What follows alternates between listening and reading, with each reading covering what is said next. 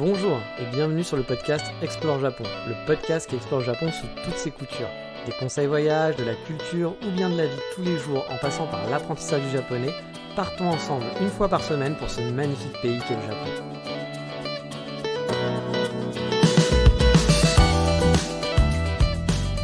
Bonjour à tous, j'espère que vous allez bien. On est reparti cette semaine pour un nouvel épisode d'Explore Japon. Alors aujourd'hui on part sur un épisode un peu spécial, c'est un épisode FAQ. Vous me l'aviez demandé et donc je vais répondre à des questions random sur ma vie, sur le Japon, sur le podcast, bref sur un peu tout, et bien sûr ça a toujours un peu en liaison avec Explore Japon forcément, mais on va quand même, vous le savez maintenant, vous avez pris l'habitude de se faire un petit moment, un petit point 36-15 ma vie, et commencer par un sujet que vous adorez, je le sais, je vais vous en parler souvent et je vous en ai parlé souvent. Mon binôme me tanne à chaque fois qu'on s'envoie des messages en direct pour que je lui en parle, c'est un truc qui l'intéresse et qui vous intéresse à mort. Donc vous êtes à fond, je le sais, là vous attendez ça avec impatience et ben non on va pas parler des Megumi mais on va parler des banques, oui des banques au Japon. Oui j'en vois quelques-uns qui sont un petit peu déçus là, je le sens. Mais en même temps, je sais que c'est un sujet qui vous passionne, car oui, après les déboires pour avoir un compte en banque, et à chaque fois ça a été le cas, je vous ai déjà expliqué que même la seule fois où j'ai eu envie de rentrer chez moi en 2018, quand je venais d'arriver au Japon, c'était quand je suis allé ouvrir un compte en banque, eu envie de prendre un billet d'avion pour rentrer directement en France. C'était après avoir essayé d'avoir ouvert un compte en banque, parce que ça avait été, j'avais rien compris, ça avait été un bordel sans nom, puis j'en ai eu des déboires depuis, j'ai décidé de me relancer dans le game, parce que je suis un petit peu maso. En fait, j'en ai un peu marre de ma banque, que je trouve vraiment pas top, pour le coup. J'ai vraiment plein de problèmes, je vous en ai déjà parlé, j'ai même ma carte qui maintenant est actuellement bloquée, mais pas vraiment. Ouais, un peu bizarre, mais je vais vous expliquer pourquoi. Car oui, j'ai découvert un truc bizarre au Japon, c'est que, alors c'est pas partout, mais en tout cas ma banque fait ça, qui avait 2 codes PIN. Alors vous savez, nous on a un code PIN, et puis tout simplement pour sa carte, et puis tout va bien quoi. Ici non, il y en a 2. Il y en a un pour payer et un pour retirer. Car oui, c'est pas le même code. Et j'ai toujours pas compris l'intérêt, même au final, de ne pas avoir le même code, mais bon, c'est comme ça. Et moi je le savais pas, je le sachais pas, parce que c'est encore un petit peu, je ne sais pas parler français a priori, mais ça non plus je ne le savais pas. Et en payant souvent sans contact finalement, parce qu'on peut payer quand même pas mal sans contact ici. Ou bien même parfois on va pas vous demander, vous allez rentrer la carte dans le petit appareil, mais on vous demande pas votre code, on va vous demander, comme aux États-Unis avec une American Express ou autre, on va vous demander de signer. Et du coup, j'ai rarement dû taper le code dans les magasins quand j'ai dû payer. Sauf que ça m'arrivait de temps en temps et que régulièrement, quand je le faisais, il fonctionnait pas. Et que je comprenais pas. Puis vu que c'était pas tout le temps, que c'était au bout de 2 mois, 3 mois, bon, je me rappelais pas vraiment pourquoi cette fois-ci ça a pas marché. Et je me disais, tiens, c'est un problème avec la carte. Alors qu'en fait, pas vraiment. Vu que j'ai eu plein de problèmes au Japon en achetant avec ma banque, moi j'ai vraiment cru que c'était normal finalement. Mais en fait, c'est juste que je faisais le mauvais code, parce que je faisais le code pour l'ATM. Donc celui qu'on utilise dans un ATM, donc pour ceux qui ne savent pas ce que c'est qu'un ATM, c'est le retrait de distributeur, vous allez au distributeur et vous allez retirer de l'argent. Et moi je ne savais pas que j'avais un deuxième code. Alors oui, j'avais bien reçu un deuxième code au tout début, la première fois avec plein de documents, donc vous ne savez pas trop à quoi ça sert. Mais moi j'avais cru que c'était un genre de code pour l'activer. Je n'avais pas compris que c'était un code pour payer et un autre code pour retirer. Bref, ma carte elle est bloquée actuellement. J'ai fait 6 fois un faux code. Honnêtement, je suis étonné d'être qu'à 6, parce que franchement, depuis un an, je pense que j'aurais dû faire beaucoup plus. Mais je peux toujours payer sans contact. Oui, bon, pourquoi pas. Mais je peux retirer aussi, vu que mon code pour retirer fonctionne. Ce qui est totalement débile, je comprends pas le concept. Soit on bloque totalement l'utilisation de ma carte, ou on bloque pas, voilà. Mais quel intérêt de juste pas pouvoir payer quand le magasin me demande un code, sachant que je peux donc retirer de l'argent, que je peux faire des paiements en ligne, je peux faire du top-in aussi sur mes autres comptes, vu qu'on ne me demande pas mon code. Bref, à chaque fois qu'on ne me demande pas mon code, je peux utiliser ma carte pour le paiement, mais quand on va me demander mon code, ma carte, elle est bloquée. Donc ça n'a aucun sens. Mais bon, j'avais quand même décidé de changer de banque avant ça, car, puis bon, c'est ma faute techniquement, c'est moi qui n'ai pas compris, mais c'est juste que le concept, je comprends pas bien. Et en fait, j'ai des amis qui ont découvert ça aussi, et d'autres amis qui, eux, n'ont pas eu ce problème, parce qu'ils ont ouvert leur compte en banque dans la banque, et là, on leur a permis de choisir le code. Moi, j'avais pas pu choisir mon code, puis vous savez, on est très loin de tout ce qui se fait avec Revolut, N26, où on peut changer son code en direct sur une app, etc. Bon, ici, on n'en est pas là, faut pas trop en demander non plus. C'est déjà bien qu'ils aient des apps, donc là, on peut même ouvrir des comptes en ligne maintenant, waouh, super. Donc, bref. On n'en est pas encore tout à fait là. C'est pas j'ouvre un compte. Moi, je vous rappelle que Monzo en UK, j'avais ouvert mon compte en 2 minutes, vraiment en 2 minutes. Donc ça, c'est une banque en ligne anglaise. En 2 minutes, j'avais ouvert mon compte avec un smartphone. Ça avait été vraiment très rapide. Le lendemain, j'avais ma carte bleue. C'était ouf. J'avais reçu ma carte le lendemain et l'appli était hallucinante. C'est-à-dire que toutes les boutiques sur place avaient un petit logo, avaient un nom, etc. Alors qu'ici, c'est pas le cas. J'ai même découvert, en fait, parce que pendant longtemps, je râlais avec ma banque, qu'il n'y avait pas de... Comment on appelle ça vous savez, quand vous allez sur l'app de la banque, je ne voyais pas où allaient mes dépenses. C'est-à-dire que je savais que j'avais dépensé dans, je sais pas, 1000 yens ici, 2000 yens par là, 3000 yens par là, mais la seule information que j'avais, c'est t'as payé par carte. Oui, bon, c'est bien, j'ai payé par carte, mais c'était quelle boutique? T'as payé par carte. Oui, très bien, je suis content. Mais quelle boutique? C'était quoi? J'ai acheté à manger, j'ai acheté un café, j'ai acheté. Même si tu mets pas le nom, au moins dire genre que c'est de la restauration, je sais pas, mais au moins un petit indice, quoi. Il y avait zéro info. J'étais là, je fais, c'est pas possible d'avoir une appli, d'afficher en fait tes paiements, mais de ne pas dire dans quoi tu as payé. Et finalement, j'ai découvert que là aussi, parce qu'il faut faire très simple, on est au Japon, hein, comme il faut avoir deux cartes, il y a deux sites. C'est-à-dire que c'est un autre site, le site finalement qui gère la carte, qui est différent de le site qui gère la banque. Et c'est sur le site qui gère la carte, qui est très moche, hein, qui date des années 80, où là vous avez juste un listing avec un vieux tableau tout dégueulasse, comme on faisait des tableaux, pour ceux qui ont l'habitude de coder à la main, il y a très longtemps, on faisait des trucs comme ça. Donc un vieux tableau dégueulasse. Et là, on peut savoir effectivement dans quelle boutique on a payé. Donc il faut aller sur un autre site qui n'a pas d'app, hein, là c'est un site internet, pour savoir ça. C'est n'importe quoi, vraiment c'est vraiment n'importe quoi. Mais bon, c'est le Japon, hein. Le Japon, le pays du futur, comme on le dit toujours, hein. Bref, j'avais décidé quand même de changer de banque, hein, quoi qu'il arrive, parce que j'avais envie d'une banque qui marche avec mon Apple Watch, parce que oui, c'est compliqué aussi à trouver au pays d'Apple, parce que c'est le pays d'Apple ici, hein, tout le monde a un iPhone, dès qu'il y a le nouvel iPhone qui sort, même si tu as celui de l'année dernière, il faut absolument le changer pour montrer auprès de tes copains que tu as ton nouvel iPhone. Mais c'est un non-sens, et on n'a pas, les banques qui marchent avec des Apple Watch, il n'y en a pas tant que ça, il y en a quelques-unes, hein, mais il n'y en a pas tant que ça, parce qu'ils doivent payer, puis bon, je pense que les banques ici sont quand même très vieux jeux, ils vont, oh, on va pas donner de l'argent à Apple, hein. Bon, je peux comprendre aussi, mais quand toute ta population a un iPhone, j'ai envie de te dire, fais un petit effort. Mais bref, j'ai envie de séparer aussi mes activités de freelance de mon compte normal, donc je voulais m'ouvrir une nouvelle banque, voilà, et non pas avoir une banque, mais deux banques, parce que oui, je suis maso, je vais ouvrir deux banques. Mais ça, j'en parlerai la prochaine fois pour vous expliquer pourquoi, parce que c'est pas un épisode sur les banques, hein. Mais justement, l'un des gros problèmes aussi qu'on a quand on ouvre un compte en banque, finalement, c'est ce putain de deuxième prénom, ou de troisième, ou de quatrième, si vous n'avez pas eu des parents sympathiques. Ne venez pas vivre au Japon au passage si vous avez 4 prénoms, hein, sérieusement. Ou alors vous êtes vraiment maso comme moi avec les banques, mais si vous avez 4 prénoms, oubliez le Japon. Choisissez un nouveau pays, mais venez pas au Japon. Mais bref, j'ai un ami / auditeur, parce que oui, j'ai des amis qui m'écoutent, enfin qui écoutent le podcast, car dit comme ça fait un petit peu étrange, hein, parce que mes amis m'écoutent quand je parle, enfin j'espère, voilà. Enfin bref, c'est un auditeur comme vous avec qui j'ai sympathisé, car il avait le projet lui aussi d'expatriation, et on a pas mal échangé à ce moment-là. Il a débarqué un mois après moi, il vit à Tokyo, et comme moi, il a fait ce choix merveilleux de partir sur SMBC Prestia. Et comme moi, il est ravi, ou pas, voilà. Il a eu les mêmes soucis que moi, sauf que lui, le deuxième code, il a pas eu ce problème parce qu'il est allé en banque, et donc il a pu mettre ses deux codes directement, on lui a demandé, donc il a mis les mêmes, il a eu de la chance, alors que moi, j'ai pas eu de choix. Mais lui, il a un autre problème, c'est qu'il a 3 prénoms. Bref, il m'a raconté qu'il avait fait la démarche de changer de prénom et de supprimer ses autres prénoms auprès de l'administration française. Et je dois dire que ça m'a motivé à le faire. Donc je vais sûrement, moi aussi, bientôt changer de prénom. Parce que techniquement, j'en ai strictement rien à foutre, hein, de mon deuxième prénom. Il n'y a que l'administration japonaise que ça intéresse, l'administration française s'en fout aussi. Tout le monde s'en fout de mon deuxième prénom. Je dirais, c'est un truc, je pense que si vous avez un deuxième prénom, à part si vous êtes, c'est le prénom de votre grand-mère et que vous êtes, c'est hyper important pour vous, bon, je pense que sinon tout le monde s'en fout de son deuxième prénom. Bref, ou si vous appelez Poubelle en premier prénom, puis votre deuxième prénom c'est Julien, bon là vous êtes peut-être content de pouvoir changer, mais sinon, voilà, le deuxième prénom, tout le monde s'en fout, hein.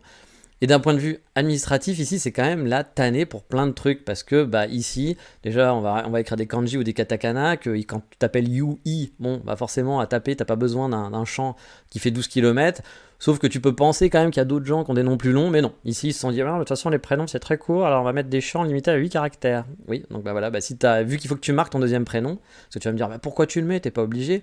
Sauf que si tu mets pas ton deuxième prénom, les banques, les administrations vont regarder ton passeport ou un autre document administratif où là, ton deuxième prénom il est marqué parce que ça fait partie de ton passeport. Et on va dire, non, mais c'est pas comme sur le passeport. Tu fais, oui, mais c'est mon deuxième prénom, c'est pas grave. Ce qui est important, c'est que voilà, tu prends mon nom et puis mon premier prénom, tu vois bien que c'est le même. Ah non, c'est pas pareil. Si, c'est pareil, mais non, c'est pas pareil. Bon, bref, vous avez compris, l'administration. Et en plus, le problème, c'est que, comme je vous le dis, les champs sont limités. Donc tu ne peux pas mettre ton premier prénom et ton deuxième prénom. Ils vont dire, non, ça rentre pas. Oui, ok, d'accord, du coup je fais quoi? Non, ça rentre pas. Ok, je mets mon premier prénom. Non, parce que c'est pas le même. Oui, mais je peux pas le mettre parce que ça rentre pas. Ouais, ça rentre pas. Bref, vous avez compris, on s'en sort pas et c'est vite des prises de tête. On arrive à s'en sortir quand même à un moment donné, mais c'est des choses qui pourraient se faire en 3 secondes, vont prendre 2 heures pour rien. Voilà, tout simplement. Et a priori, c'est un choix slash changement qu'il faut mieux faire avant le mariage, sinon c'est l'enfer. Bah oui, car si vous êtes marié à une japonaise, il y a l'administration japonaise qui va du coup pas du tout kiffer ce changement soudain. Vous savez, le changement ici, c'est pas maintenant. Ici, on n'aime pas changer, on est des robotos, il y a des règles, on suit le truc, et si on est en dehors des règles, oulala, mon Dieu, ça y est, c'est fini, on est dans un enfer perdu. Bref, du coup, il m'a motivé, j'ai commencé à regarder pour la démarche, a priori ça prend environ 6 mois, et ça me fera sûrement, j'en ai conscience, des emmerdes par la suite, au niveau des banques, les banques que j'ai actuellement, parce qu'ils vont me dire, bah attendez, c'est plus le même prénom, comment ça se fait? Enfin bref, je pense que ça va être compliqué. Mais que voulez-vous, je suis maso. Non, mais plus sérieusement, vu que mon but c'est de m'installer ici à long terme, ça va peut-être être 6 mois un peu chiant, voire un peu plus, parce que dès qu'il va falloir prévenir les banques que j'ai changé de prénom, ça va être un peu l'horreur. Mais je pense que par la suite, pour les années à venir, je vais m'acheter une paix administrative pour la suite et ça simplifiera ma vie dans pas mal de démarches. A priori, en plus, c'est pas super compliqué comme démarche, c'est juste un peu long. Et administration française oblige, ça va sûrement demander des relances et du suivi. Je vous en reparlerai parce que je pense que ça pourra peut-être intéresser certains qui vont vouloir aussi s'installer au long terme sur le Japon et se dire ouais, peut-être que moi aussi, je devrais changer de prénom. Idéalement, j'ai même envie de vous dire, si votre projet, c'est sûr et certain, c'est de vivre au Japon à vie. Bon, après, je vous ai déjà dit que c'est pas aussi facile, qu'on peut venir avec des bonnes intentions, mais que c'est pas super simple. Mais si vous avez ce projet-là, vraiment que ça vous tient à cœur et que vous voulez mettre à fond dans la bataille, et puis même si ça prend du temps, etc., c'est un de votre projet, moi je vous conseille d'enlever votre deuxième prénom si vous en avez rien à faire, parce que ça vous facilitera la vie dès le début quand vous allez faire des trucs administratifs. Ça vous enlèvera un petit souci. Encore une fois, on peut faire avec. Je dis pas qu'on peut pas vivre au Japon avec 2 prénoms, bien sûr qu'on peut le faire. Mais en même temps, si c'est un truc dont vous vous en foutez, autant le faire avant de partir. Ça prendra 6 mois, vous aurez fait vos petites modifications, puis vous partirez un petit peu le cœur léger. Faites ça avant de renouveler votre passeport, etc. Enfin, préparez le truc 1 an à l'avance. Et comme ça, après, vous partez au Japon, le cœur léger. Et en parlant de ce jeune homme, qui est un auditeur du podcast et qui est devenu un ami, il est venu donc faire un petit passage sur Kyoto. J'ai pu le voir 2 fois, c'était il y a 2 semaines à peu près, ce qui était fort sympathique. On s'était déjà rencontrés en vrai en septembre dernier, on avait pris un café et je lui avais montré mon appartement. Car oui, vous pensez que je suis un influenceur Japon avec mon podcast, mais non, monsieur, moi je ne suis pas comme ça, je pousse les gens à découvrir le café de spécialité. Car oui aussi, il s'est mis au café, à cause ou grâce à moi, on va dire, ça dépend de si on se place du point de vue de son banquier, voilà, tout simplement. Il est même allé à l'Hexagone Café, je vous en ai déjà parlé plein de fois dans ce podcast, et moi c'est là que mon pèlerinage du café a commencé, que j'ai commencé à aimer le café de spécialité, parce que il y a encore 5-6 ans, je n'aimais pas le café, je ne sais plus depuis combien de temps j'aime le café, mais je n'aimais pas ça, j'en buvais pas du tout, voilà, rien, café au petit déjeuner non, Nescafé, capsule, machine à café, c'était pas mon truc, je trouvais ça pas bon. Et j'ai découvert le café de spécialité à l'Hexagone Café parce que j'habitais juste à côté. Et j'ai vraiment kiffé, j'ai adoré le café. Et puis maintenant, je dépense des fortunes dans le café à cause de ce propriétaire. Et du coup, j'en ai parlé plusieurs fois dans le podcast. Et cet auditeur est venu, a voulu découvrir aussi, vu que j'en parlais souvent, et il y est allé, lui, il aimait un peu le café, mais il connaissait pas, pareil, le café spécialité, et il est tombé dedans aussi, voilà, malheureusement. Donc maintenant, il arpente aussi les coffee shops de Tokyo, et je l'envie quand même un petit peu grandement, ce qui est drôle, parce que c'est lui qui m'envie grandement, car il a un peu marre de la vie de Tokyoite, du manque de nature, et des appartements chers et petits, et un peu insalubres parfois. Vu qu'il bosse en remote, il se tâte pour habiter à Kyoto ou à Fukuoka dans un futur proche, il sait pas encore, mais il y réfléchit. Je pense que je lui ai bien vendu Kyoto avec une petite balade sans trop de touristes dans des coins pas waouh, mais sympa, vraiment un peu local. En tout cas, c'est un gars qui est vraiment chouette, vraiment sympa, qui est pas prise de tête, le genre de personne moi que j'aime beaucoup. En plus, il aime les coffee shops, il aime se balader, il aime beaucoup marcher, il n'a pas besoin d'aller dans des places wow effect. Il aime juste kiffer, se balader et faire des photos. Donc que demande le peuple? Moi, en tout cas, j'ai passé un super bon moment avec lui. Et pour rebondir sur un sujet important aux yeux de tous, le point météo. Car oui, j'aime bien faire des jingles. Car oui, c'était donc le week-end dernier. C'était il y a 2 week-ends, je pense que je suis un peu en retard. Ce podcast devait. C'était il y a 2 week-ends, c'est ça. Désolé pour le retard aussi, mais comme d'habitude, je n'ai pas eu de moment pour enregistrer le podcast, malheureusement. Mais vous allez voir, il y aura un petit bonus là qui va arriver. J'espère que ça vous plaira. Mais bon, pour revenir sur le point météo, donc il y a 2 semaines, 2 week-ends on va dire, j'étais donc avec ce jeune homme et on s'est fait une petite sortie café discussion, c'était très sympa, voilà la première sortie qu'on a fait pendant le week-end, mais il a plu comme vache qui pisse. En ce moment, tous les week-ends, on se tapait de la pluie, à part le week-end dernier finalement, on se tapait des week-ends, je crois que ça fait 3 week-ends qu'on se tape de la pluie. Mais la contrepartie, c'est qu'on s'est tapé aussi des 35 degrés cette semaine et qu'a priori, on atteint des records pour un mois de mai sur Kyoto. Ça promet un été quand même super cool, j'en salive, transpire d'avance, vous savez comment j'adore l'été au Japon, et je pense que ça va être sympa.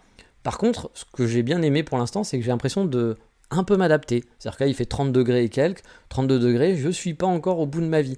Week-end dernier, j'ai fait un petit matsuri avec ma Megumi, mais je vous en parlerai dans le prochain podcast. Voilà, il faisait chaud, ma Megumi avait très chaud, mais moi, ça allait. Il faisait 30 et quelques degrés, mais ça passait. Donc j'ai l'impression quand même que je commence à m'habituer un peu, mais bon.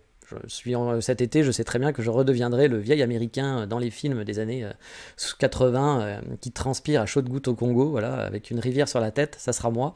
Mais bon, je suis quand même content parce qu'avant, un 35 degrés à Paris, j'aurais été au bout de ma vie en train de gueuler, en train de transpirer, en train de dire c'est horrible et tout.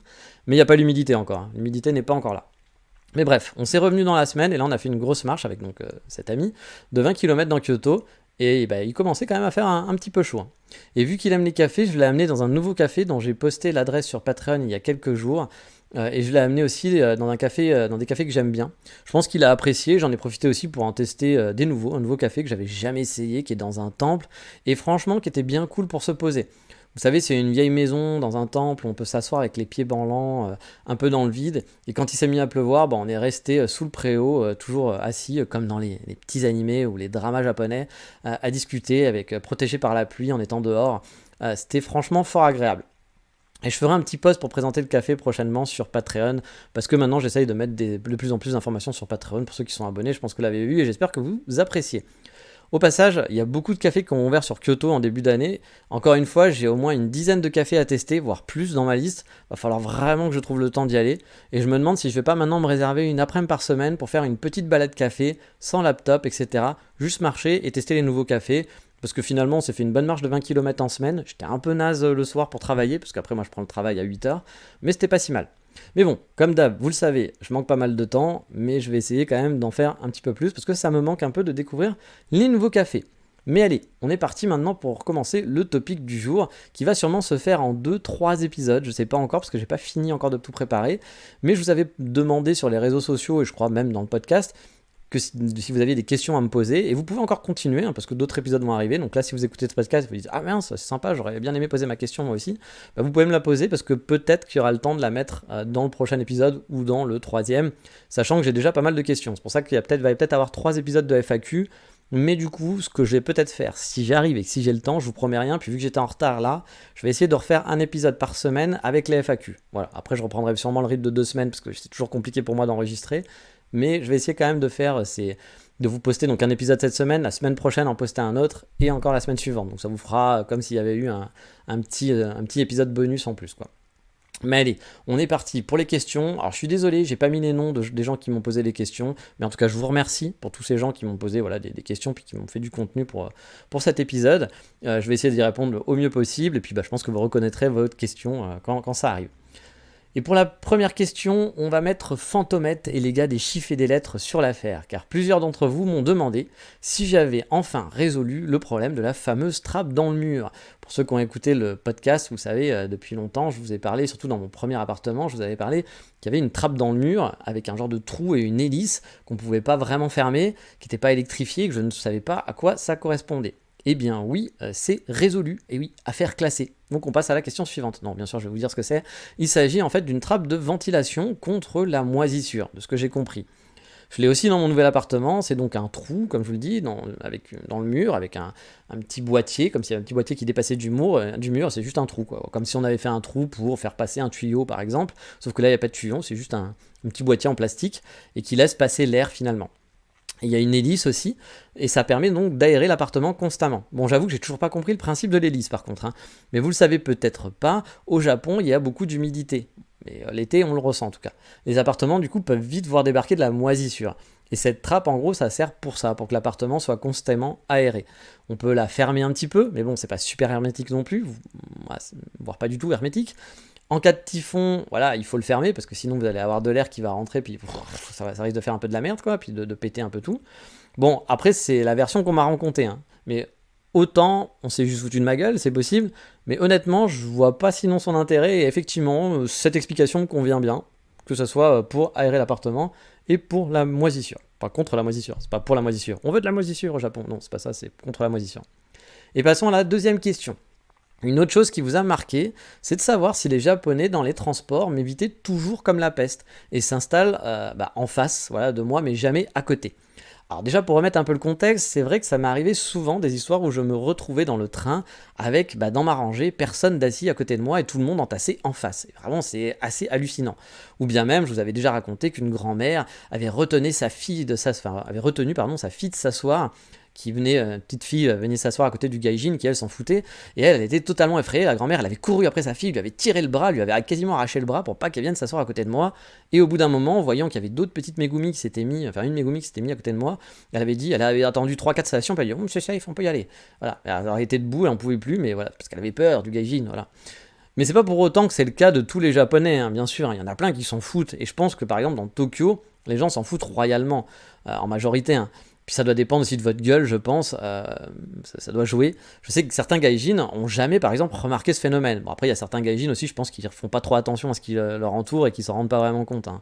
On n'est pas tous égaux sur le fait d'être curieux et de regarder les autres. Moi, je vois, par exemple, on me dit souvent que je suis très curieux, que j'ai un œil, que je vois des trucs, donc je pense que je regarde beaucoup. Moi, j'ai cette qualité ou ce défaut, j'en sais rien, mais je regarde beaucoup les gens, j'observe beaucoup, et je sais qu'il y a beaucoup de gens qui voient pas du tout des choses. Enfin voilà, ou même par exemple pour apprendre le sens de l'orientation, moi j'ai beaucoup d'amis qui n'ont aucun sens de l'orientation, mais vraiment aucun. Ça m'épate ce niveau -20 parce qu'on n'est même pas au niveau 0. Alors que moi, par exemple, le sens d'orientation, c'est un peu de mes points forts. Et bref, en tout cas, il y a certains gaijins, eux, qui n'ont jamais remarqué ce phénomène. Ça dépend peut-être de la ville, encore une fois, ça dépend peut-être de votre gueule, je sais pas. Alors qu'il y en a d'autres, hein, comme moi, qui ont déjà été confrontés, il y en a qui sont plus ou moins confrontés, on va dire. Et pour répondre à la question, oui, ça m'arrive encore parfois, mais en ville, on va dire quand même, c'est plus rare, je dois l'avouer, hein. Puis je prends pas souvent les transports aussi, donc j'ai moins cette expérience en vivant à Kyoto. Mais bon, de toute façon, comme je vous l'avais dit, perso, je le prends pas mal, hein. Ça m'amuse plus qu'autre chose. Je pense pas que ça soit du racisme ou autre, c'est plus de la peur, c'est plus peur de parler, c'est peur du comportement, etc. Il doit y avoir sûrement plein de raisons diverses. Moi, honnêtement, ça me fait marrer. Vous savez, je sais qu'il y a une communauté de gens au Japon, des Français, qui ont un peu une frustration. C'est-à-dire qui viennent, qui ont eu le beurre, et qui voudraient avoir l'argent du beurre aussi, puis le cul de la crémière, etc. Et qui du coup sont contents que le Japon c'est paisible, que blablabla, etc. et autres. Puis quand il y a un truc qui est contre eux, ça leur va pas. Moi je sais que tout sera pas parfait, voilà. Par exemple, je sais aussi qu'il y a un truc, pas les Français, mais les étrangers, quand on leur dit ah Nihongo wajazu, on dit ah, ce qui veut dire attention, ton japonais il est bon, alors que t'as juste dit 2 mots, ça les énerve. Ou ils trouvent que c'est genre on se moque d'eux. Ah non, enfin je sais pas, puis même si c'est vrai, j'ai envie de te dire, c'est pas. Le ton n'est tellement pas méchant quand on me dit ça que j'ai envie de te dire, c'est pas grave, même s'ils se moquent de moi, qu'est-ce que ça peut me faire. Ou alors il y en a qui sont énervés parce qu'effectivement, et je peux le comprendre, quand on parle un super bon japonais et que les personnes en face vous répondent en anglais, même si vous continuez de parler japonais, ça peut être agaçant.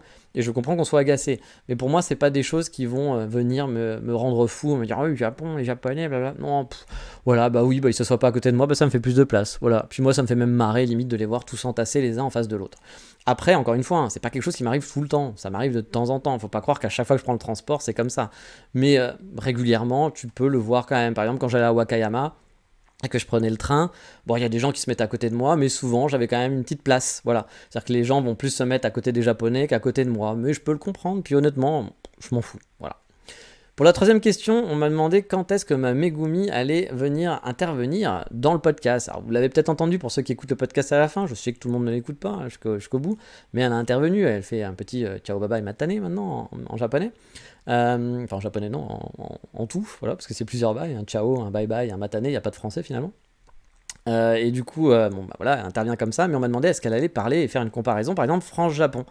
Malheureusement, ça n'arrivera pas tout de suite, voire peut-être jamais, car déjà, elle parle pas du tout français, à part quelques mots que je lui ai appris. Elle a appris sarcastique à cause de moi, voilà, ça arrive. Et il y a quelques mots comme ça qu'elle sait dire, des trucs qui la font marrer, mais elle parle pas français. Même si hier, elle a eu une petite victoire, il faut l'avouer, elle a pu éteindre les lumières de Siri en demandant...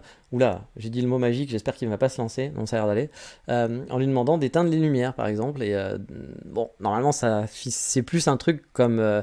je vais pas dire son nom, hein, le fameux truc vocal, éteint à la voilà. Et donc normalement Siri ne comprend jamais ce qu'elle dit, mais là, j'aurais pas dû dire son nom, je vais me faire avoir à un moment donné. Mais là cette fois-ci ça a fonctionné, donc elle était hyper contente, voilà, qu'elle ait pu éteindre les lumières avant d'aller se coucher. Désolé, je viens de shooter le micro.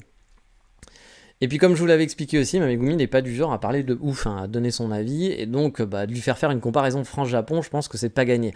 En plus, elle est jamais allée en France, elle a déjà eu des amis français, elle sait juste que les Français payent pas les transports et qu'on est des gros resquilleurs de merde. Bref, voilà, c'est ça qu'elle a l'image de la France. Bon, c'est pas non plus glorieux, les amis, hein. N'attendez pas à ce qu'elle fasse un super podcast sur la France. Mais non, pour l'instant, c'est pas prévu, elle peut pas parler, donc il faudrait faire la traduction, elle parle en anglais, mais je vais pas vous faire un podcast en anglais, parce qu'il y a plein de gens, je pense, qui comprendraient pas l'anglais non plus. Donc voilà, c'est pas prévu, mais peut-être qu'à la limite un jour je pourrais faire un genre de FAQ, c'est-à-dire si vous avez des questions à lui poser, je pourrais aller lui poser puis faire la retranscription après derrière, faire un épisode spécial des questions que vous lui avez posées. Mais encore une fois, hein, il faut pas oublier que les Japonais ils sont pas dans la discussion et le débat de ouf. Il y en a, hein, mais en général, c'est pas trop à sortir ton avis, à dire ouais, ça j'aime pas, ça c'est de la merde, oh, mais pourquoi ils font ça, qu'est-ce qu'ils sont cons, machin et tout. On est dans un pays un peu. Voilà, encore une fois, hein, l'image qu'on doit renvoyer, c'est une image un peu lisse. Donc ça serait un peu compliqué. Ça veut pas dire qu'il n'y a pas de Japonais qui peuvent pas faire ça, encore une fois, hein, faut pas généraliser. Mais enfin, on généralise, je veux dire, mais ça veut pas dire que tout le monde est comme ça.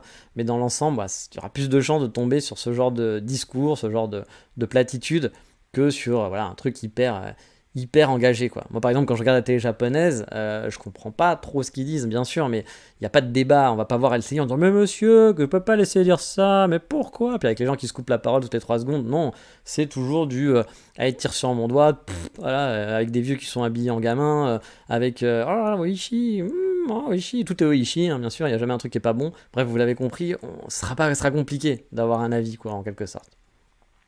Et pour passer à la 4e question, en parlant d'intervention aussi, on m'a demandé à quand l'intervention d'autres podcasteurs et youtubeurs sur le podcast.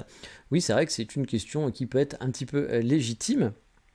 À vrai dire, j'avais pensé un moment à faire quelques interviews d'autres personnes vivant au Japon, que je connais, hein, pour avoir d'autres points de vue que le mien sur le Japon, vous le faire partager dans le podcast. Mais ça demande quand même une certaine organisation, et j'ai jamais pris le temps de le faire, puis vous le savez, je suis un peu en manque de temps, parce que je veux faire ça bien aussi, et pas à l'arrache, hein.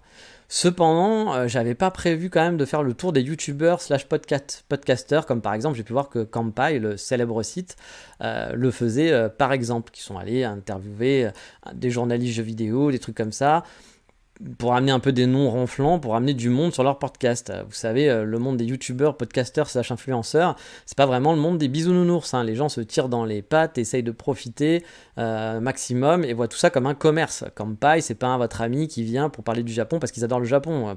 Podcast, Kampai, leur site, c'est un commerce. Voilà, c'est un commerce, ils sont là pour gagner de l'argent et faire tout ce qu'il faut faire pour que derrière, ça leur rapporte. Ce qui est normal, hein, voilà, c'est un business, quoi.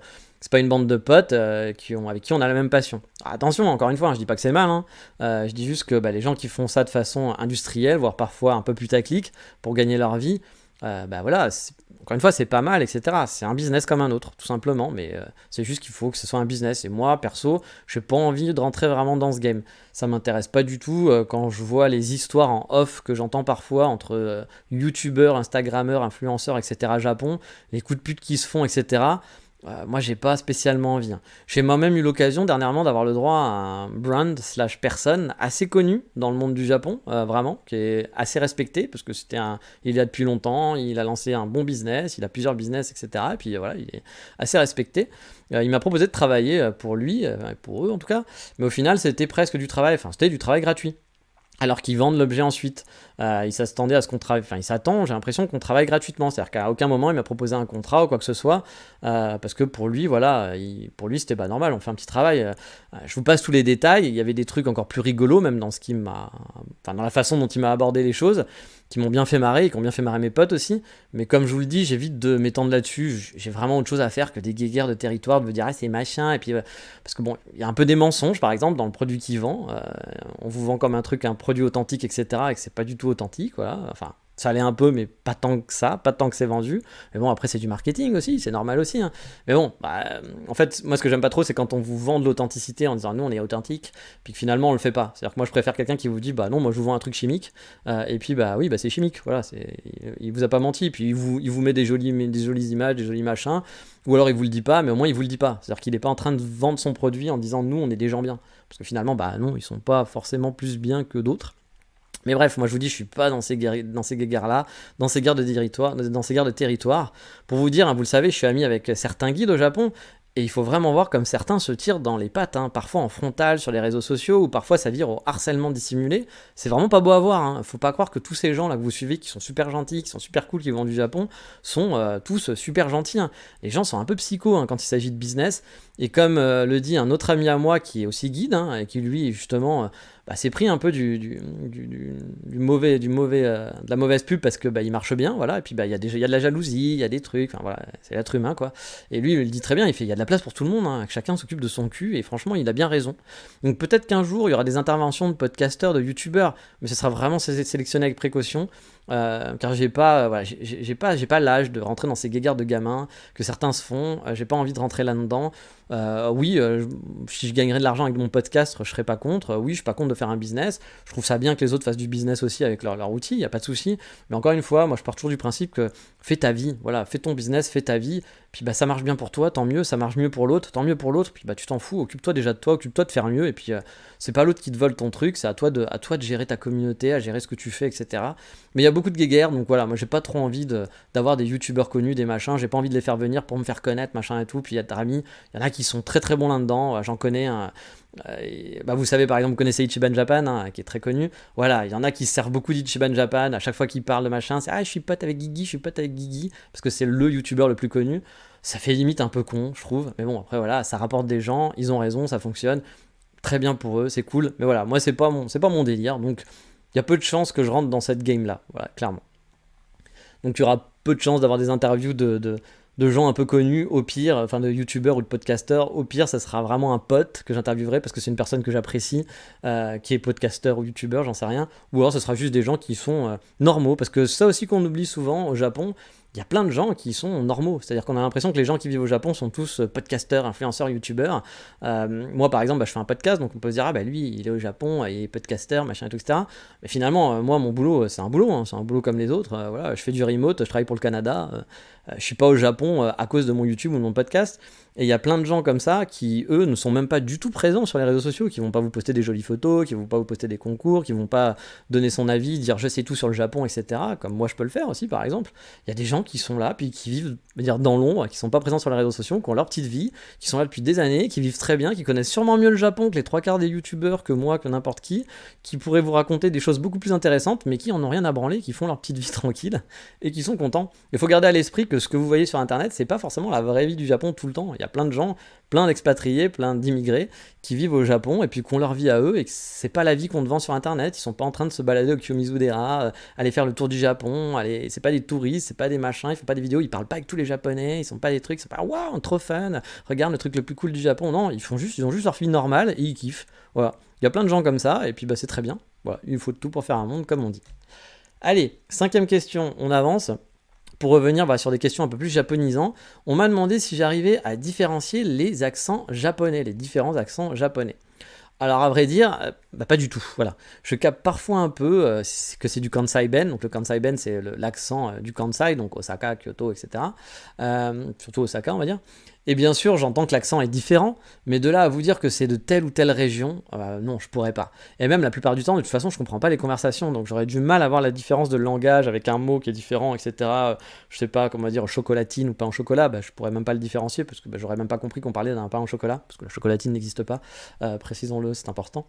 Donc voilà, j'aurais du mal à voir la différence de langage. Je vous l'ai dit, j'ai un niveau pourri en japonais, hein, donc il faut vraiment que j'arrive à trouver une routine pour me remettre au japonais. J'ai pas envie de finir dans 10 ans avec un niveau JLPT 5 et en n'ayant pas évolué d'un iota. J'en connais comme ça qui sont là depuis des années puis qui n'ont pas évolué en japonais puis qui s'en foutent et on peut très bien vivre avec.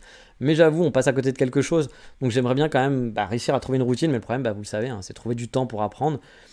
À part quand on va à l'école où non, on peut vraiment focus là-dessus. À part si on est hyper motivé puis qu'on adore l'apprentissage de langue.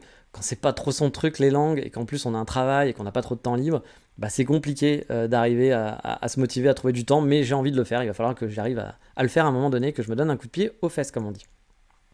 La question 6, on m'a demandé aussi si beaucoup de Japonais fument et vapotent, et si c'était autorisé dans les lieux publics. Alors il faut savoir qu'ici on n'a pas le droit de fumer dehors, tout simplement, mais qu'on peut fumer par contre à l'intérieur. C'est donc l'inverse de chez nous. Et souvent on me dit, ah mais c'est débile. Alors Bah, pas tant que ça, hein, parce que l'interdiction de fumer dans la rue, c'était pour éviter la horde de mégots qu'on peut voir chez nous par exemple, et puis qui arrivait au Japon aussi à l'époque. Et franchement, ça marche. Des mégots dans la rue, on n'en voit pas beaucoup. On voit des mégoumi, mais pas des mégots. Super jeu de mots. Je pense que c'est le jeu de mots le plus pourri de tous des 100 et quelques 80 épisodes, quasiment 200 épisodes du podcast. Bref, c'est pour vous, vous avez gagné dans cette FAQ. Mais il y a quand même des petits parcages pour fumer, pour fumer dehors. C'est des petits parcages voilà, qui sont ici et là dissimulés, mais c'est souvent un parcage planqué. Et pour bien te faire comprendre que t'es un sale paria de la société. C'est limite si on n'a pas mis un Nelson qui fait ah ah à chaque fois qu'il y a quelqu'un qui fume. Quoi. Mais voilà, c'est des endroits vraiment. Souvent, ça va être un peu capitonné, avec comme un abri de bus en gros, un petit abri de bus pour que tu puisses fumer qui va être un peu pourri, un peu dégueulasse, un peu sale, un peu genre vraiment pour te montrer que t'es un peu un déchet de la société. Mais à l'intérieur, finalement, ça gêne personne. Enfin, je dis ça, je trouve qu'il y a de moins en moins de gens qui fument à l'intérieur. Genre, j'ai jamais vu quelqu'un fumer dans un coffee shop, j'ai jamais vu quelqu'un fumer, enfin très rarement dans des restaurants. La plupart du temps où on voit des gens fumer, ça va être dans des izakaya, vous savez, les bars où on grignote, ou des bars aussi tout simplement, c'est là qu'on va voir principalement les gens fumer. Mais 3 quarts du temps, dans les magasins et autres, dans les restos, je vois pas des gens fumer, j'ai l'impression que ça se fait vraiment de moins en moins. Donc on voit pas vraiment les fumeurs au Japon, mais ils sont là. Ils sont parmi nous. David Vincent les a vus. Moi-même, je les ai vus parce que j'en ai une à la maison. Bah oui, ma Megumi, elle fume.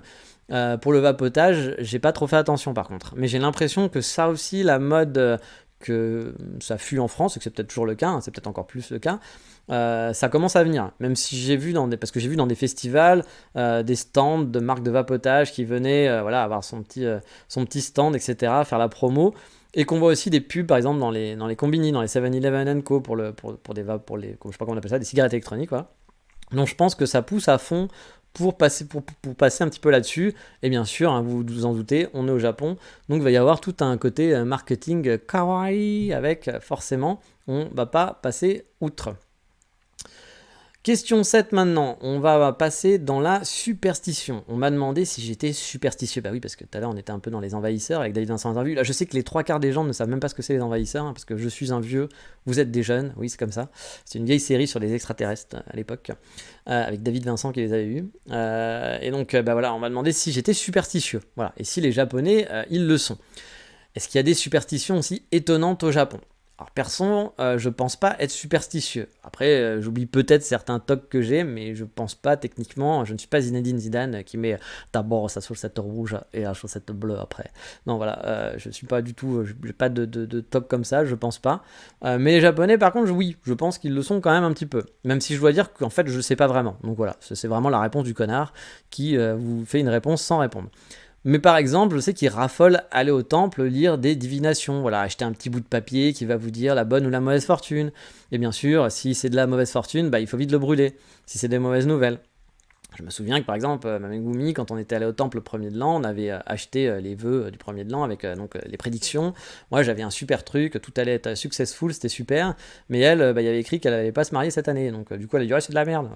Voilà. Donc ça l'avait quand même bien agacé sur ce moment-là. Mais bon, voilà, comme quoi ça les marque un peu quoi. Mais je sais pas si on peut voir ça comme des superstitions finalement. Mais vous verrez beaucoup par exemple de bouteilles d'eau aussi dans les rues au Japon devant les... Ah oui, la bouteille d'eau dans les rues je précise, hein, parce que c'est des bouteilles d'eau, oui, ils boivent de l'eau. Oui, les Japonais boivent de l'eau. Ouh, big news. Non mais des bouteilles d'eau remplies dans les rues, à même le sol, devant les maisons, et parfois il y a même des jerrycans entiers, hein, c'est genre il va y avoir 25 bouteilles qui sont collées les unes aux autres. Alors c'est pas pour éteindre les incendies, non, c'est pour ce que pour certains japonais ça fait fuir les chats, et donc ils vont éviter de pisser sur les géraniums ou j'en sais rien parce que vous voulez pas de chat à côté de chez vous. La société japonaise a plein d'histoires comme ça, de superstitions à la con. Ma copine par exemple m'interdit de siffloter le soir car ça attire les serpents. Bah oui, alors ça c'est un truc que vous ne saviez pas, sûrement. Mais quand vous sifflez le soir, il y a des chances que devant votre porte, il y ait des milliers de serpents. Donc attention, ne sifflotez plus une petite chanson, parce que sinon, vous pouvez faire ça la journée, mais pas le soir, car les serpents sont aussi des serpents vampires. C'est ça qu'il faut savoir. Donc j'apprends plein de choses en vivant ici, hein. C'est étonnant. Je pense que j'ai découvert plein de trucs en société quand je vais rentrer en France. Je vais être un petit peu le mec qui sait quoi, le sachant. Mais bref, dans ces superstitions connues, par exemple, il y a aussi le numéro 4 qui est souvent absent dans les hôtels, comme nous on n'aurait pas le numéro 13 parce que c'est considéré aussi comme la mort. Donc voilà, les Japonais croient beaucoup aux esprits, aux fantômes. Par exemple, ma Megumi m'a déjà dit qu'elle n'irait jamais de la vie de la mort, encore une fois, super jeu de mots, elle n'irait jamais habiter dans une maison où quelqu'un est décédé, voilà, par peur que son esprit hante la maison. J'ai mon lit qui est derrière moi, il y a un genre de, comment on appelle ça, là où vous rangez vos vêtements. Je n'arrive pas à trouver le nom de cette pièce, une petite pièce où vous pouvez mettre tous vos vêtements. Et la porte est ouverte et je sais que bon, ça la perturbe pas, elle s'y est fait, mais pendant un moment au début, elle était là, genre ouais, il faudrait fermer cette porte parce que bon, les esprits, machin et tout. Les esprits, ils peuvent habiter ailleurs que dans tes vêtements, quoi. Genre, moi, je serais un esprit, j'irais plutôt dans la baignoire ou je sais pas, à côté du frigo. Voilà. Mais bon, après, c'est peut-être un esprit hentai qui aime renifler les petites culottes et les caleçons, je ne sais pas. Mais bref. Donc oui, je pense qu'il y a beaucoup de superstitions ici. Des superstitions rigolotes, je sais pas, j'en ai pas entendu, mais il doit y en avoir pas mal. Je vais essayer de me renseigner. Je vais essayer un peu de pousser le sujet. Puis peut-être qu'un jour, je vous ferai, si j'en ai beaucoup, je vous ferai peut-être un petit épisode là-dessus si ça vous intéresse. Pourquoi pas? Allez, on va faire la question 8, puis je pense qu'on s'arrêtera là parce que j'en ai vraiment beaucoup, je sais pas trop m'arrêter, mais je veux pas que le podcast soit trop long, voilà. Donc, parce qu'on m'a déjà fait la remarque que quand ça dépasse les 1 heure, ça commence à être beaucoup, et que je peux comprendre, je sais pas à combien on est, là, on doit être à 40 minutes ou quelque chose comme ça, donc on va finir avec cette dernière question. En parlant d'esprit, on va parler aussi du musée Ghibli. Ghibli, j'ai jamais su, ou parfois je sais mais j'oublie. Donc on va dire Ghibli, voilà. On m'a demandé ce que j'en avais pensé. Et est-ce que je comprenais les avis négatifs qui étaient dessus? Bon déjà oui, j'ai fait le musée Ghibli lors de mon premier voyage. Ou deuxième, je sais plus. Je crois que c'était le premier. Moi aussi à l'époque, en 2015, j'avais vu des avis super mitigés. Des gens qui avaient adoré et d'autres qui avaient vraiment détesté, qui disaient c'est de la merde, ça n'a aucun intérêt, blablabla. Perso, moi j'ai rien contre les avis négatifs et au contraire, souvent les avis négatifs vont me donner envie de faire le truc. Où les gens vont dire c'est de la merde, faut pas l'acheter. Ben moi souvent ça va me donner envie d'y aller. Non pas parce que je suis un connard et j'aime bien avoir l'esprit de contradiction, même si un peu, voilà. Mais pas que, voilà. Mais c'est parce que dans le sens où par exemple, si je vois un resto qui me plaît bien, mais que je vois des gens qui ont gueulé pour des choses qui me paraissent logiques ou normales, je me dis que finalement l'endroit doit être pas si mal. Et que si c'est vraiment ça le truc mauvais, que moi ça me paraît être gueulé pour un rien, que les avis du coup sont surfaits, que ça peut être un bon endroit. Je vous en ai déjà parlé, mais par exemple, là, un des restos, un de ma cantine préférée, il y a des avis négatifs parce que les gens disent faut payer une boisson, on est obligé de prendre une boisson. Mais pour moi, c'est normal dans un izakaya de prendre une boisson. Quand on achète des trucs à 100 yens, c'est normal qu'ils t'imposent. Tu te rends compte, tu vas dans un resto, tu restes 3 heures, tu prends 3 brochettes, ça te fait 300 yens, c'est pas rentable pour eux. Donc c'est normal qu'ils essayent de rentabiliser un petit peu le truc. Donc voilà, ça me paraît, parce que la brochette à 100 yens, forcément, il y a le salaire et l'électricité, il y a le produit. Vous n'allez pas gagner de l'argent avec 3 brochettes, même avec une brochette, c'est pas rentable. Donc voilà, je comprends le genre de truc. Et quand je vois des avis comme ça et des gens gueuler, que je vois que la note elle est mauvaise parce que les avis c'est ça, pas juste parce que c'est une note, je me dis oui, bon ok, c'est des gens en gros qui n'ont pas compris, ou qui gueulent pour un rien, ou en tout cas, peut-être que ça leur plaît pas à eux, mais moi c'est quelque chose qui me dérange pas, et que a priori si c'est que ça le problème, c'est que ça va être un truc qui va me plaire. Voilà. Donc, oui, j'avais regardé les avis, il y avait beaucoup d'avis négatifs, mais je m'étais dit les avis que j'avais lus n'avait pas l'air d'aller dans mon sens. Mais j'avoue qu'aussi à l'époque, j'hésitais un peu parce que je me disais, ouais, il y a quand même beaucoup de mauvais avis, et puis c'est compliqué voilà, de savoir. C'était compliqué. Et pour le musée Bigli, donc le le studio Bigli, voilà, oui, voilà, on est un peu bourré. Alors, le musée Ghibli, je l'ai vu comme ça. Voilà, j'ai vu les avis négatifs et je me retrouvais pas forcément dans cette façon de penser. Les gens qui critiquaient non pas que les critiques sont pas valables, encore une fois, mais ça correspondait encore une fois pas à mon tempérament. Enfin voilà, vous avez compris, voilà. Puis en plus c'est comme tout, il y a des gens qui vont vous dire que le foot c'est super, d'autres qui vont dire mais c'est juste des débiles qui coûtent derrière un ballon. Les deux collés sont recevables, les deux côtés, les arguments sont recevables, effectivement, il y a de l'entrain, il y a des trucs qui sont cool au foot, et puis effectivement ça reste des gros débiles qui courent derrière un ballon à qui on donne beaucoup d'argent. Oui, les deux sont bien, mais après ça peut vous plaire, tout simplement. Moi ça me plaît de voir des débiles qui courent derrière un ballon, voilà, tout simplement. Ça dépend de nos sensibilités. Et pour Ghibli, franchement, moi j'avais passé un bon moment. Le lieu est très sympa de mémoire. Ah, bon, ça fait quand même longtemps, ça va faire quasiment 10 ans, pas tout à fait, mais presque. J'avais pu faire de chouettes photos, et encore à l'époque, j'étais pas trop à faire plein de photos. Mais après, je pense que c'est peut-être trop musée, et pas assez ludique finalement pour les fans du parc Astérix, de Naruto, de Disney, etc. Qui sont pas forcément des grands fans de musée en général, et qui s'attendaient peut-être à avoir un truc plus rigolo, plus fun, voilà. Alors qu'en fait, on est plus dans un musée, avec des détails, où on va vraiment pour voir les détails, qu'on va voir pour de l'information, et c'est pas le rigolo, c'est pas le fun. Donc oui, je comprends les avis négatifs, je comprends tout à fait que quand on va dans un endroit orienté de dessin animé, on s'attend à du ludique, à de l'amusement, à du fun, et que du coup on soit déçu quand on va au musée Ghibli, parce que c'est un musée, comme son nom l'indique. Faut y aller pour l'architecture, pour les petits détails, mais vous allez pas être en mode waouh, trop cool, super, on va flancher. Je sais pas pourquoi on dirait flancher, mais voilà, le truc, on va s'amuser de ouf. C'est genre, ah oui, c'est Walibi. Je sais même pas si ça existe encore Walibi, mais voilà. C'est pas ça, ça reste un musée. Et puis bon, franchement, c'est aussi une bonne excuse pour moi pour visiter un de mes quartiers préférés sur Tokyo, qui est Kishijoji. J'adore le grand parc où se situe le musée Ghibli. On peut faire une belle balade sympa avec, il y a un temple, il y a un petit lac, puis c'est hyper agréable de se balader dans le parc. Il y a des boutiques très chouettes dans le centre-ville de l'autre côté du parc, qui est vraiment cool. C'est un gros centre-ville avec plein de boutiques, plein de bars, plein de restos. Il y a un bar que j'adore, le Yona Yona Bar là-bas, qui était très chouette. Il y a des petits coffee shops sympas. Bref, le quartier est cool. Puis il y a un gros quartier résidentiel après avec des rues un peu hipster, des petites boutiques de hipster, puis des quartiers très résidentiels avec des parcs, tout ce que j'aime moi, dans Tokyo finalement. J'ai fait vraiment de super balades à Kichijoji. Donc pour moi, aller caser le musée Ghibli et la visite de Kichijoji une journée là-bas à Tokyo, pour moi, ouais, c'est un bon plan, c'est un truc que je conseille de faire. Mais voilà, on va s'arrêter là pour aujourd'hui parce qu'on va pas être loin et 1 heure. J'ai encore énormément de questions, hein. Je pense qu'il y a quoi de faire au moins un deuxième, voire un troisième podcast. Donc on va peut-être faire 3 podcasts comme je vous l'ai dit. Il y a des grandes chances, je vous promets rien parce que c'est toujours pareil, j'ai toujours du mal à trouver du temps libre à un moment pour pouvoir enregistrer où j'ai pas de bruit et que je peux faire ça. Donc je vous promets rien, mais je vais essayer de poster. Là, on va être, je vous le poste en direct, hein. Là, je l'enregistre et je le poste en direct. Donc, on est jeudi, je crois. Donc, vous allez avoir cet épisode jeudi. Je vais essayer d'en remettre un autre lundi prochain ou le week-end. Voilà, si j'ai le temps. Je pense que ce sera. Le week-end, je pense pas, mais je pense que ce sera plus lundi, mardi, hein, chose comme ça. J'essaierai de refaire l'épisode, le deuxième. Et j'en ferai un autre la semaine d'après. Voilà. Donc, on va essayer de faire 3 épisodes FAQ pour vous en donner un maximum. Autre chose aussi, j'en ai parlé sur Patreon. Là, je suis en train de faire un nouveau truc. Je ne l'ai pas encore mis en place, mais je suis en train de le préparer.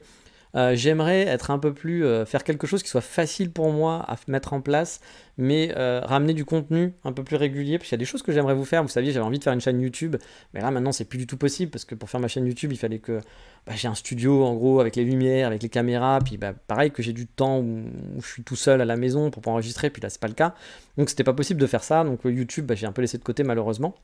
Puis ça prenait du temps, c'est du travail, hein, beaucoup plus que le podcast. Mais il y a peut-être un truc que je voudrais mettre en place, c'est faire des petites vidéos, ou peut-être parfois un peu du son, je sais pas, ça dépend, à l'arrache. Le but, ça va être très simple, ça va être sur Patreon. Alors désolé, ça sera vraiment pour les abonnés Patreon, parce que le podcast, je trouve qu'il y a déjà beaucoup de boulot, il y a beaucoup de trucs pour vous en gratuit. Là, ça va être vraiment pour les gens qui sont de plus en plus nombreux en plus. Donc c'est aussi pour ça que j'ai décidé de faire un petit peu plus, c'est qu'il y a de plus en plus de gens qui s'abonnent. Donc je voudrais faire un peu plus de contenu dessus pour les remercier. Et c'est des choses que j'aurais eu envie de faire de toute façon, donc ça va être... faire des petites vidéos dans la rue où je vais me balader, puis je vais 2 minutes, 3 minutes, grand max, parler d'un petit sujet, un petit truc comme ça qui me vient à la tête. Ce sera pas tous les jours, mais je vais essayer de le faire un peu plusieurs fois dans la semaine.